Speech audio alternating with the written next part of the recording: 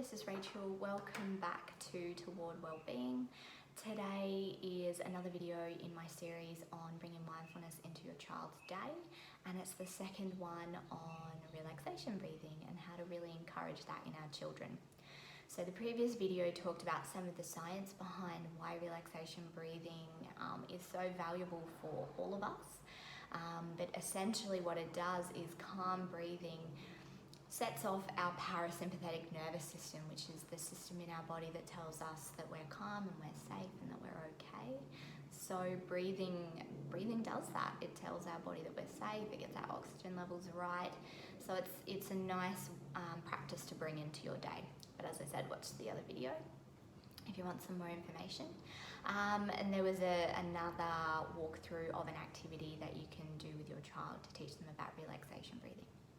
So when we talk about relaxation breathing, I mean belly breathing or deep breathing. And one of the ways that we can teach our children about how to deep breathe is by using these two different activities. So if they need some help getting the actual technique of breathing right, then these might be two activities for them to try. So the first one is kids love birthday cake and candles. Well, most kids do anyway. So if you get them to imagine that their 5 fingers are candles on a cake, or lucky you might have some spare candles. Obviously be aware of fire safety and dangers and things like that, open flames and children, but let's just use our imaginations for this activity. It works just as well. Your child can take this activity with them and take it away, and they won't actually need to have the candle themselves to be able to replicate this if they're feeling overwhelmed or upset. So essentially they get their 5 fingers, and we want them to think about, how do you blow out a candle? Blowing out a candle works best when you take a deep breath, and encourage them to take a slow deep breath, so in through their nose, and then pretend that one of these fingers is a candle to blow out. One candle down. You then repeat it for each of the fingers.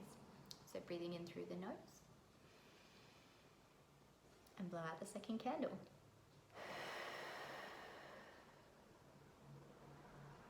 Then they would continue with the next 3. So this activity is really getting them to focus on the technique of breathing in to get a big lung full of air ready to blow out those candles. Another way that we can teach our children is through another passion, which is bubbles. Now, loads of kids I know, and most of the adults I know, love to blow bubbles. So it's really a great technique or a great tool to be able to use to encourage them to take deep breaths. So they think that they're having fun, but they're also doing some relaxation breathing. So win. So this might be for younger kids or toddlers. It could be for adults as well. But if you're really wanting your child to get the technique right, and maybe their verbal communication is not that well developed because of their age, or maybe because of their ability, then bubbles are a really great tool for them to use. So what we want them to do is obviously dip in the bubbles. That's not the complicated bit.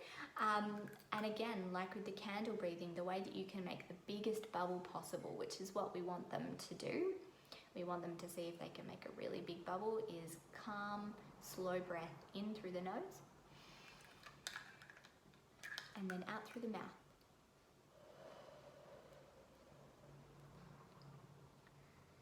Who doesn't love some bubbles, right? Be mindful, obviously, of the mess of bubbles. So you might choose to do this one outside. You might choose to do it in the bath or the shower, so that any residual bubble mix is going to just be washed down the drain like any other soap. You can make your own bubble mix at home. It doesn't need to be fancy store-bought mix. But essentially you can just blow bubbles for as long as they are entertained for, and they'll be getting the benefit as long as it's a slow breath in and a slow breath out of their mouth to blow some bubbles. So thank you for tuning in again. I really appreciate it. If you haven't already and you're currently on my YouTube channel, don't forget to subscribe below. If you're watching this on any of my other channels, don't forget to check back for another video on bringing mindfulness into your child's day. Thank you again.